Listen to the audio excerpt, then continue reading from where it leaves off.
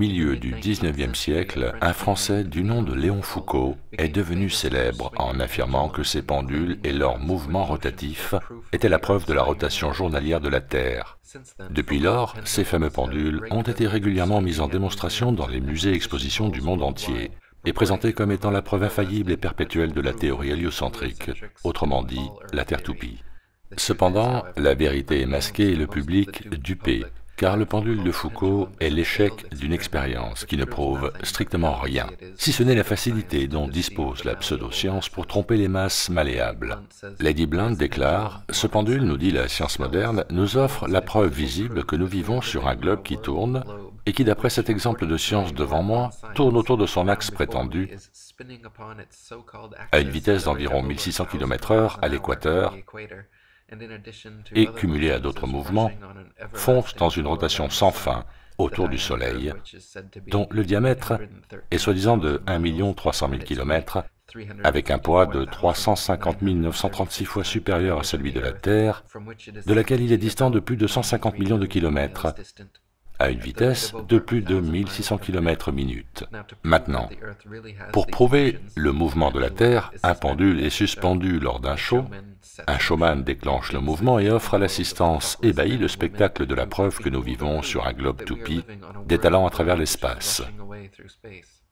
William Carpenter nous dit « Des astronomes ont fait des expériences avec des pendules, suspendus à l'intérieur de hauts bâtiments, et se sont exaltés à l'idée de pouvoir démontrer la rotation de la Terre sur son axe, grâce aux directions variées que prend le pendule au-dessus d'une table arrangée, affirmant que c'est celle-ci qui se déplaçait et non le pendule, oscillant et changeant de direction. Sauf que, comme il a été observé une fois sur deux, le pendule allait dans la mauvaise direction. Selon la théorie de la rotation, l'édulcorant de l'exaltation fut utilisé, et nous pouvons prouver l'échec des astronomes dans leurs efforts à appuyer cette théorie. Donc pour commencer, les pendules de Foucault ne tournent pas de manière uniforme. Des fois c'est dans le sens des aiguilles d'une montre, d'autres fois c'est l'inverse. De plus, il arrive qu'ils ne tournent même pas, ou qu'ils tournent trop vite. Les scientifiques, qui ont répliqué l'expérience, ont souvent concédé que, je cite, « Il était quelquefois difficile de ne pas légèrement biaiser le mouvement latéral. Le comportement du pendule dépend en fait d'abord du mouvement qu'on lui imprime, et ensuite du type de boule et de joint d'articulation utilisés, conçus à la base pour faciliter le mouvement circulaire. La supposée rotation de la Terre n'a strictement rien à voir, de près ou de loin, avec le mouvement du pendule. Si la prétendue rotation de la Terre devait affecter les pendules, alors on ne devrait pas avoir besoin de le lancer manuellement. Si la rotation quotidienne de la Terre est la raison du mouvement uniforme et circulaire du pendule, alors il ne devrait y avoir aucun pendule fixe à aucun endroit sur Terre. Samuel Robotham dit « Tout d'abord, quand un pendule est construit selon les plans de Foucault et qu'il est mis en action, son amplitude de vibration peut de temps en temps varier. Quand cela se produit, ce n'est pas uniforme, ce n'est pas identique d'un endroit à l'autre, ce ne sont pas les mêmes différences de vitesse ou de direction. Cela ne peut par conséquent pas être pris pour preuve, car ce qui n'est pas constant ne peut être utilisé comme argument, et donc ne prouve rien.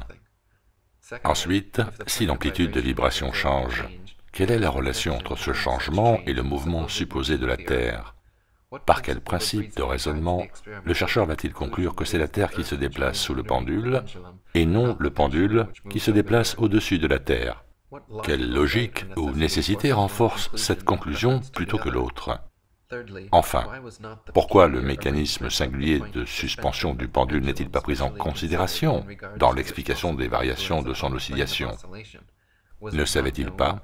L'ont-ils négligé? Comment, à l'apogée de la rivalité théorique, ont-ils pu ignorer que le joint d'articulation est, plus que tout le reste, ce qui facilite le plus le mouvement circulaire? Lady Blunt déclare encore « Nous pensons, avec toute la déférence due au pendule et son propriétaire, que celui-ci ne prouve rien d'autre que la ruse de son inventeur, et ne pouvons considérer ce show et son présentateur que comme une fraude. Cette preuve par le pendule est tellement puérile que l'on ne peut que la décrire que comme la plus simple et la plus ridicule tentative de tromper le public jamais conçue. Il a été dit que l'expérience du pendule prouvait la rotation de la Terre. C'est tout à fait impossible, car un pendule tourne dans une direction et de temps en temps, un autre tournera dans une direction opposée. Maintenant, nous demandons, la Terre tourne-t-elle de différentes manières d'un endroit à l'autre au même moment? Nous aimerions savoir. Peut-être les chercheurs pourraient-ils gentiment nous éclairer sur ce point. Si la Terre était soumise à tous ces mouvements, il y aurait des effets sensibles. Mais nous ne ressentons, ni n'entendons, ni ne voyons rien de ceci. Et le fait que les gens puissent rester là à regarder le pendule vibrer et penser qu'ils sont témoins d'une preuve de la rotation de la Terre dépasse l'entendement. Cependant, ils ont été éduqués pour y croire, pour croire que tout ce que dit l'astronome est nécessairement scientifique.